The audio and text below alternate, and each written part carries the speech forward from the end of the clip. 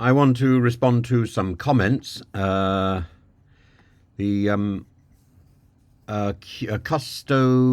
Secreta says, I think the Royals have sunk into insignificance and a non-story when so much is going on elsewhere in the world. Upload video says, come on, you know better than to quote this PR nonsense. You have to ask yourself, why send a birthday message and make it public? If well, interesting issue here. I mean, the point is, Prince William, the Prince of Wales, holds significant importance in contemporary Britain due to his position as heir to the throne and his evolving public role. And I think his significance can be seen in several different dimensions. And I know there's a Not My King movement and the Republican movement, but it's whatever one's attitude might be, one can't discount history, and Prince William is a living embodiment of history. He's the heir apparent, the eldest son of King Charles III, first in line to the British throne.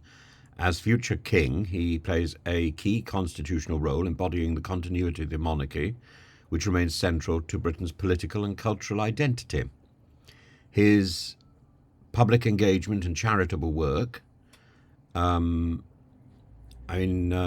has numerous charitable causes, particularly around mental health, the Heads Together, environmental issues, the Earthshot Prize, veterans' welfare, and his advocacy on these issues and others advocates with younger people and adds dimension to the monarchy's relevance. He is a symbol of stability in our increasingly chaotic life. And alongside his wife, Catherine, he represents a more relatable, stable, forward-looking aspect of the royal family in Britain. I think he's got a lot of this wrong, but he could get so much more right, bridging the gap between tradition and modernity. And of course, he is a staple of British media and gossip, and the wonderful sort of speculation by people like Murad Murali, and social media and YouTube is dominated by Prince William. And the fact that I don't reference all the various conspiracies and fantasies, there were people who used to dream about the late Queen. I'm sure now people have nightmares about members of the current royal family. Some of them even dream about Prince William, I'm sure, or Prince Harry. But these figures are icons who have who occupy a space somewhere between reality and fantasy, and I think it would be silly not to talk about them.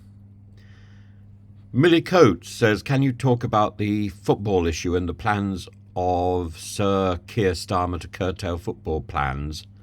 I don't think he understands this story at all. I don't think I understand this story at all. And you've been very quiet. I've been very quiet about it for good reason. I don't understand it. But I'm going to sort that out, and I'm going to have a chat with a wonderful fellow called Alex from Political X. I'm going to do this later this morning. So I hope by the end of this morning I will be the conduit of information about things football, and that I will be able to, with Alex's help, I'll be able to shed some light onto this subject.